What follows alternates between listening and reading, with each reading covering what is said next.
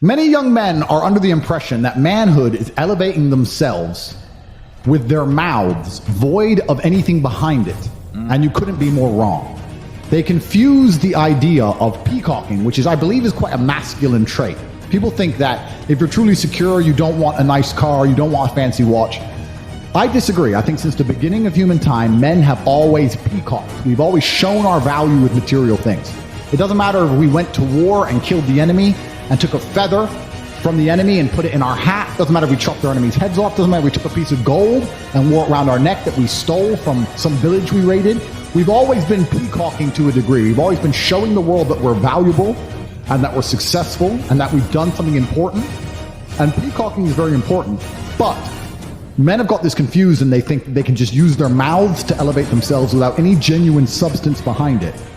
And that's one of the largest mistakes, because that shows, one, insecurity, and two, when you're genuinely tested, and God will make sure that you are, you're going to fail.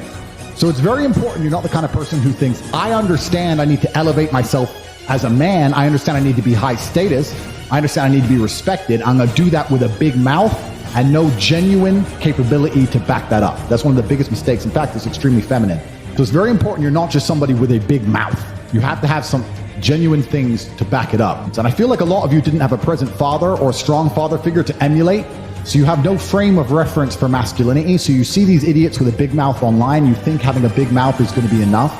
And it's not enough for God. It's not enough for the reality of the world, because if you walk around with a big enough mouth, eventually you're going to get checked and get the shit kicked at you. And it's also not enough for females. You need to understand that if you convince a woman you're high value with your mouth and your mouth alone, sooner or later she's going to realize you are a liar. And that is when she's going to leave you. So if you're sitting at home thinking, well, I had this girl, she thought I was the man. A few months later, she's not that interested in me. Yeah, because she got to know you better. She saw behind the bravado and she saw that you don't really have any genuine real world achievements. You haven't really done anything that's super interesting. You have to do things that make men respect you for women to respect you. And usually those things require a degree of bravery.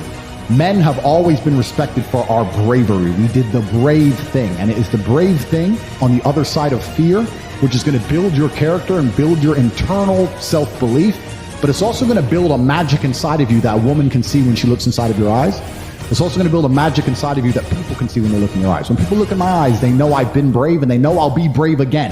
And they don't want to test my bravery because they know it exists and they know it's been tested. They know it is real. So this is very important. People confuse this and say, oh yeah, confident men don't talk, confident men don't brag. And they're saying that because a lot of people who are bragging have nothing to back it up. Once again, I slightly disagree. If you have enough to back it up, you are allowed to brag. But you have to make sure there are real world achievements and you're not living in any kind of delusion. Absolutely everything as a man is your responsibility. It's your responsibility to become your best and brightest version of yourself. And you're not going to do that simply by talking it into existence. You need to live it into existence. You need to go out there and do things which are genuinely difficult, genuinely stressful, which are genuinely scary, so you can become the man you want to be. So you have to take responsibility for these things, and you have to seek them and choose and find the correct difficulties for you to overcome so you can build a character worth having. It's the information that you absorb and what you do with it that will ultimately mold and shape who you want to become.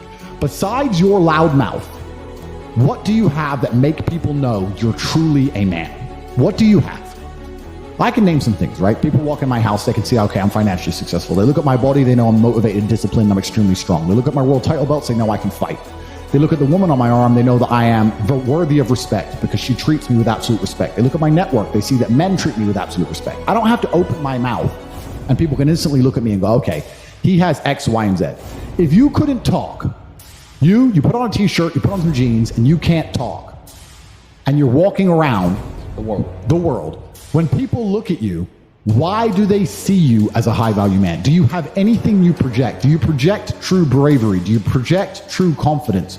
Or do you need to talk to try and convince people of these things? They say confidence is quiet. It can also be very loud, but you don't want to live in a delusion. If I can't talk, how am I judged? If I can't speak, what do people think of me? How am I projecting my value to the world if I can't say a word?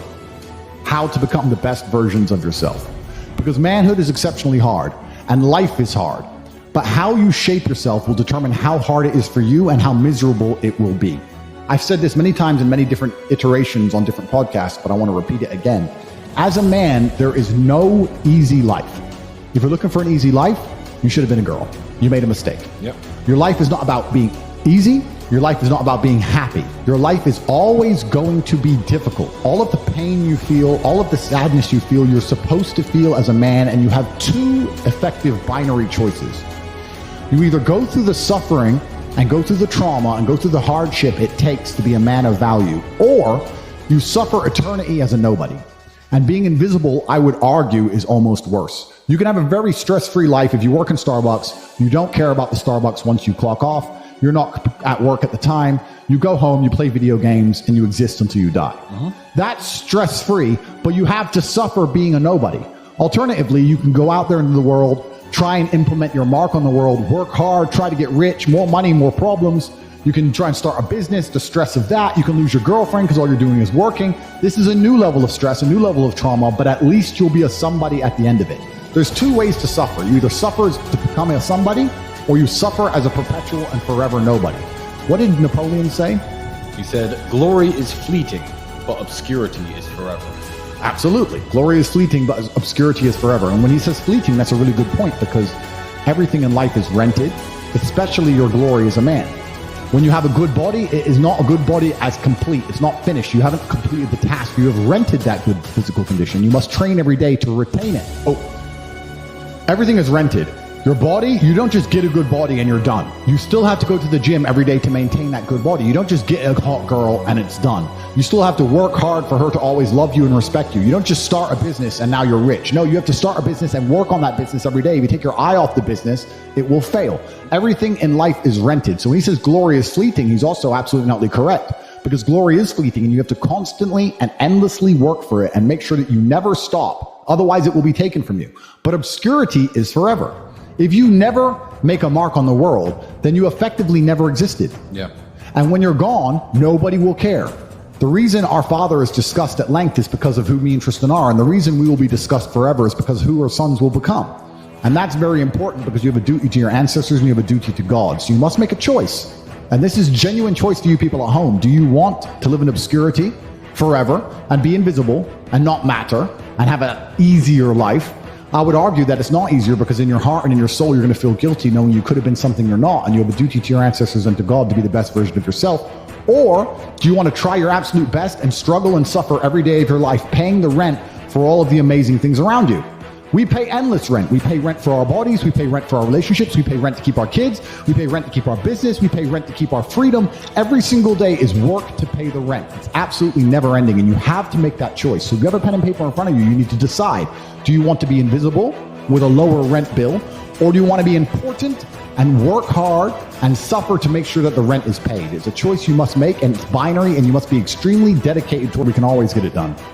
There's a lot of naivety and misunderstanding as to what manhood entails, and as a consequence, womanhood as well. I see a lot of people on the internet complaining about women and talking about all the problems with women.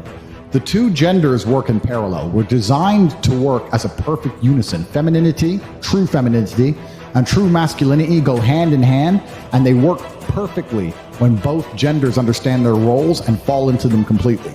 It's crazy. I see so many red pill guys, so many guys on the internet, so many men constantly complaining about women, not understanding that if one of the genders is broken, if one side of the yin is broken, the yang is going to break by extension. It's impossible to complain about women and the way women act if men are not acting the way they should act, because we're designed to work together. And I think as men, we have most control over ourselves, absolute self-accountability. So the best way we can fix the world, the best way we can change or fix women, is to fix ourselves, look at ourselves, and be the best kind of men we can be. When you see a man who is constantly complaining about women, that's a reflection of him. If every woman he meets disrespects him, he will say women are disrespectful. I would argue he is not worthy of respect, because I'll tell you something that a lot of people don't want to hear. I don't meet bad women. When I'm around women, they treat me with absolute respect. They're extremely feminine, they're extremely soft, they're extremely kind. They let me lead, they let me take control, they let me do what I need to do as a man, because they look at me and they respect me. And a woman is a reflection of her man. If I was less of a man, the same woman might treat me in a disrespectful way. But that is down to me, who I am. So when I see these men constantly complaining about women and the way women act and women in society, I understand what they're trying to do, but what they don't understand is if they took self-accountability, if the men all took self-accountability and truly became men of honor and capability and bravery worthy of respect, the women would reflect that. The women you interact with will reflect that. I can't meet a bad woman.